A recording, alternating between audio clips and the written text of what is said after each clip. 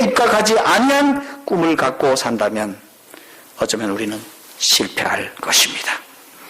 자, 이제 왕이 드디어 꿈을 펼칠 시간이 되었습니다. 이제 이 박사들이 임금님, 우리나라에 금이 얼마나 많습니까? 사실상 바벨론에는 금이 많았습니다. 창고에 금이 넘쳤습니다. 이거 가지고 만드십시다. 그렇게 제안했을 때 좋지. 한번 만들어 보게. 그런데 이 바벨론에는 이렇게 신상을 뭐라 할까 만드는 사람들이 굉장히 많았습니다. 아주 능력자가 굉장히 많았습니다. 자, 불러서 만들게 하자. 그랬을 때에 신상과 모양이 똑같고 재료한 전 금으로 우상을 만들게 했습니다. 높이가 얼마인가? 60규빗. 넓이가 얼마인가? 6규빗. 야, 여러분 가늠이 됩니까? 제가 제 아파트 오늘 아침에 계산해 봤더니까 26m 내지 27m. 우리 박창호 장로님 이 정도 건물이면 한 4, 5층 됩니까? 4, 5층 넘어요? 예. 13층? 예. 9층. 그러니까 오늘날 건물로 말하면 9층이고 예전 건물은 높습니다. 그래서 한 5층, 4층 뭐 이렇게 얘기를 하는데 굉장히 큰 높이 있는 뭡니까? 상을 만들었어요. 근데 처음부터 어디까지입니까? 끝까지 다 무엇으로 만들었습니까? 정금으로 만들었어요. 금으로 이렇게 몇기를 한 것이 아닙니다. 금 몇기로 한 거 아니에요. 안가박이 다 무엇입니까? 금으로 만들었습니다. 이 두라평지라고 하는 이 바벨론 중심가에 있는 평원이 있는데 그곳에다 딱 세워놨더니 아침과 저녁으로 햇살이 쫙 비칠 때 그 형상이 참으로 장엄하고 참으로 멋져서 지나가다가 여기다가 예배드리고 싶은 마음이 생겼어요. 우리 여기다가 좀 절 좀 하자. 이런 마음이 생길 정도로 멋진 것을 만들었습니다. 네. 자, 드디어 낙석일이 왔습니다. 임금님이 그날 모든 사람들, 특별히 여기 보니까 대신들은 다 와야 돼. 공무원들은 다 와야 돼. 예. 바벨론 도에 있는 사람들 다 와야 돼. 어마어마한 사람들이 그 넓은 두라평원에 모였습니다. 그리고 왕이 명령을 하는 겁니다. 야, 백성과 나라들과 각 방하는 자들이 나와서 이야기를 합니다. 자, 금신상에 엎드려 절을 하라. 그렇게 하였습니다. 그러자 오케스트라의 아름다운 그 선율에 맞추어서 다 절을 하는 겁니다. 다 절을 하는 거예요. 근데 거기에 누가 있었습니까? 누가 있었습니까? 하나님의 자녀들이 있었다는 것입니다. 여러분, 만약 이들이 하나님의 말씀을 잘 순종하고 따랐다면 이곳에 와서 이런 고생할 필요가 있습니까? 없습니까? 있습니까? 없습니까? 없어요. 여러분, 신명기 28장 36절과 64절의 말씀을 보면 하나님의 자녀들이 하나님의 말씀을 불순종했기 때문에 이방 나라에 잡혀가서 이방 신을 섬길 것이라고 이미 예언을 해 놓았습니다. 이 백성들이 하나님의 말씀을 순종하지 않았기 때문에 그런 위험천만한 장소에 붙잡혀 나갔다고 하는 사실입니다. 여러분, 오늘날 하나님의 자녀들도 마찬가지입니다. 하나님의 말씀을 우리가 잘 순종한다면 결코 이와 같은 위험천만한 일에 빠지지 않을 것입니다. 자, 그때 이 사단은 어떤 목적으로 이와 같은 일을 했는가? 이 일을 통하여 이교 나라가 축복을 받고, 여러분 옛날에 그런 말이 있죠. 도랑치고 가재 잡고 물 잘 내려가고 이런 말이 있죠. 네. 이 우상 하나 만들어가지고 몇 가지를 얻을 것입니다. 예. 이교 나라가 우상으로 하나가 되고 믿음으로 하나가 되고, 두 번째 하나님의 종들은 뭐하고? 죽이고, 그 다음에 세 번째 하나님의 뜻은 어떻게 하고? 좌절시키는 이러한 목적을 가지고 이와 같은 우상을 만들게 되었다는 사실입니다. 자, 그랬을 때 거기에 어떤 자들이 일어났습니까? 왕의 명령에 불순종하는 자들이 일어나게 되었습니다. 여기 3장 12절에 누가 있었다고 했습니까? 왕의 명령을 불순종하는 자들이 있었는데 이 사람들이 왕을 높이지도 않고 왕의 신들을 섬기지도 아니하며 왕이 세우신 금 생상에게 절하지 아니하는 자들이 있었습니다. 절하지 아니하는 자들이 있었습니다. 그래서 그들이 왕 앞에 끌고 왔습니다.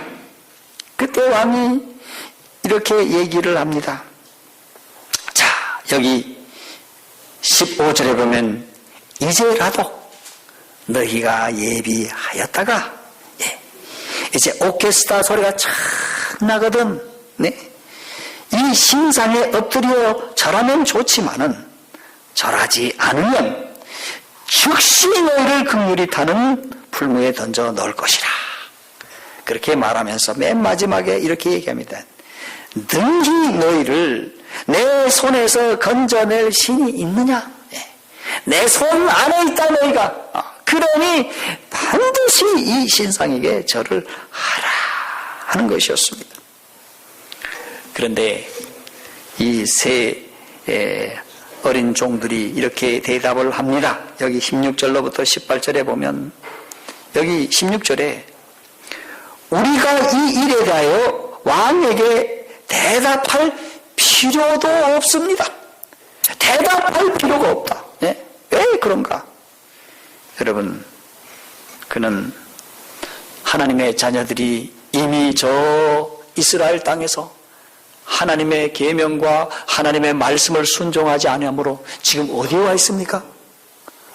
금신상을 절하도록 강요받고 있습니다. 그들이 금신상을 절하지 않으면 죽을 수밖에 없는 이런 처지는 무엇 때문이었습니까? 하나님의 말씀을 불순종했기 때문이었습니다. 그렇기에 더더욱 말할 필요조차도 없다고 하는 것입니다. 아닙니까? 말할 필요가 없다고 그렇게 얘기를 하는 것입니다. 그러면 하는 말씀, 만일 그렇게 되면 왕이여 우리가 섬기는 우리 하나님이 우리를 극률이 타는 풀무 가운데서 능히 건져내시겠고 왕의 손에서도 건져내실 것입니다. 집어넣으면 하나님이 살려주실 것입니다. 살려주실 것입니다. 참으로 투철한 믿음이 있습니까? 있습니다. 그런데 이 18절의 말씀이 우리의 마음을 끌게 합니다. 뭐라고 대답을 했습니까? 그리 뭐라고요? 아니하실지라도. 오늘 성도들의 믿음이 이런 믿음이 있기를 바랍니다. 그리 아니하실지라도 하나님이 우리를 때에 따라서는 구원하지 아니하실지라 하더라도 하나님께서는 또 다른 길을 예비하시고 또 다른 길로 인도하실 터이니 우리는 그렇게 하지 않겠습니다. 왕의 신들을 섬기지도 아니하고 왕의 세우신 금신상에 절하지도 아니할 줄을 아옵소서. 그리고 이제 묻지도 말라는 것입니다. 타협의 여지가 있어요 없어요? 이 말에 타협의 여지가 전혀 없는 것이었습니다. 자, 그랬을 때 이 느부갓네살의 표정을 살펴보십시오. 19절에 보면 느부갓네살이 어땠더라? 분이 가득하여 얼굴을 딱 쳐다보니까 분노에 크게 달했다. 엘렌 화이트는 분노에 크게 달았다. 그래서 저들을 갖다가 풀무불을 이제까지는 아주 뜨겁게 이렇게 달궜지만은 명령을 내렸어요. 아주 너무도 기분이 나빠가지고 야 7배나 뜨겁게 해라. 그런데 여기가 어느 동네입니까? 이 바벨론이 이라크입니다. 이라크. 지금 이라크 땅이에요. 이라크에는 뭐가 많아요? 뭐가 많아요? 석유가 많아. 갖다가 그 석유 원유를 갖다가 퍼부은 거예요. 7배를 퍼부었으니 얼마나 뜨겁겠습니까? 그래갖고 이 세 사람을 붙들어가지고 딱 던지려고 하는데 던지는 사람도 어떻게 되었습니까? 튀어 죽었어요. 그래서 그곳에서 아주 즉사하게 된 것입니다. 자, 그런데 이 재미있는 현상이 벌어집니다. 이 불순종한 자들에게 어떤 일이 일어나고 있습니까? 24절, 25절에 때에 느부갓네살이 놀라 급히 일어났다고 했습니다. 그곳에 무슨 사건이 일어나는 것입니다. 어떤 사건이 일어나고 있습니까? 24절에 모사들에게 물어가르되 우리가 결박하여 불 가운데 던진 자는 세 사람이 아니었느냐? 예. 그들이 왕에게 대답하여 가로되 왕이여 옳소이다. 야, 우리 3명 던졌지. 그러니까 예. 그런데 왕이 이렇게 얘기를 합니다. 또 말하여 가로되 내가 보니 결박되지 아니한 4사람이 불 가운데 다니는데, 여러분 한 사람을 던졌는데 3사람을 던졌는데 몇 사람이 있어요? 4사람. 예, 뭐 한 사람이 뭐 2사람이 먹다 3사람 죽어도 모르다 그런 말을 하는데, 여기 우리 분명히 3사람인데 4이 있는 거예요. 그런데 4사람이 다 다니는데 보니까 묶었기 때문에 다닐 수가 있습니까? 없습니까? 없는데 거기 가서 어떻게 된 겁니까? 풀린 거예요. 거기다가 상하지도 아니하였고 그 4번째를 가만히 바라보니까 어떻더라고 말씀하고 있습니까? 모양은 신들의 아들과도 같도다. 그렇게 말씀을 했습니다. 그런데 이 이교왕이 어떻게 딱 쳐다만 봐도 이분이 하나님의 아들, 신들의 아들과 같다라고 얘기를 했을까? 이때쯤에는 이미 다니엘과 세 친구들을 통해 가지고 이사야에 관한 말씀을 가르친 것이었습니다. 들었습니다. 이사야의 그리스도께서 이 땅에 오셔서 하나님의 아들, 신의 아들이신데 그분이 오셔서 우리를 구원하실 것이라고 하는 것이었습니다. 그런 말씀을 이 느부갓네살이 들었던 것입니다. 그래서 느부갓네살이 뭐와 같도다? 신들의 아들과도 같다고 고백할 수 있었던 것입니다. 자, 이쯤 되니까 이 느부갓네살의 왕의 태도와 말씨가 급변합니다. 방금 전까지만 해도 오만하고 방자하게 말을 했는데 이제는 어떤 모드로 변했습니까? 어떤 모드로 변했습니까? 급 겸손 모드로 변했습니다. 어떻게 변했을까? 여기 26절에 28절에 느부갓네살이 말합니다. 사드락과 메삭과 아벳노고의 하나님을 뭐하라? 찬송할지어다. 세상에 말이 되는 얘기입니까? 방금 전까지만 해도 금신상 만들어놓고 그거 절하는 사람이 하나님을 찬송하되 누구 하나님을 찬송하라? 사드락과 메삭과 아벳노고의 하나님을 찬송하라. 예. 또 그가 그 사자를 보내서 자기를 의뢰하고 그 몸을 버려서 왕의 명령을 거역하고 그 하나님 밖에는 다른 신을 섬기지 아니하며 그에게 절하지 아니한 종들을 구원하셨도다. 지금 하나님 앞에 뭐하고 있어요? 찬송을 드리고 영광을 돌리고 있는 것입니다. 28절 29절 그 다음에 그가 이렇게 한 다음에 그는 놀라운 조소를 발표합니다. 자, 29절에 그러므로 내가 이 조소를 내리노니 각 백성과 각 나라와 방언하는 자가 무릇 사드락과 메삭과 아벳노고의 하나님께 설만이 말하거든. 그 몸을 쪼개고 그 집을 거름토기로 삼을지니 이같이 사람을 구원할 다른 신이 없으니라. 야, 하나님을 앞으로 함부로 말하면, 망령되이 말하면 그 사람을 어떻게 하겠다? 쪼개다. 아이고, 이건 고대 세계에서 아주 무서운 형벌입니다. 사람을 쪼갠다. 와. 여러분, 우리나라에 보면 잘못하면요, 12등분 해가지고 각 도에다가 이렇게 보내지 않습니까? 그런 식으로 하겠다. 그 얘기입니다. 쪼개고 그 집은 어떻게 했다? 걸음터미로 삼고, 하겠다. 그러면서 하는 말이, 이같이 사람을 구원할 신이 없음이라. 그렇게 얘기를 하고, 이 세 사람을 바벨론 도에 더욱 높이게 되었다. 그렇게 말씀을 하고 있습니다. 그런데 이 이야기가 마지막 시대에 우리에게 귀한 교훈으로 하나님이 주셨다고 하는 것입니다.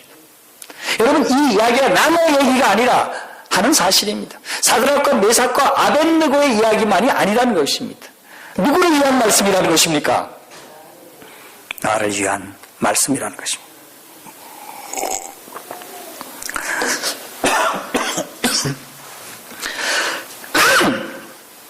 죄송합니다. 이 선지자의 왕에는 512쪽, 513쪽에 이러한 말씀으로 우리에게 귀한 교훈을 허락해 주고 있습니다.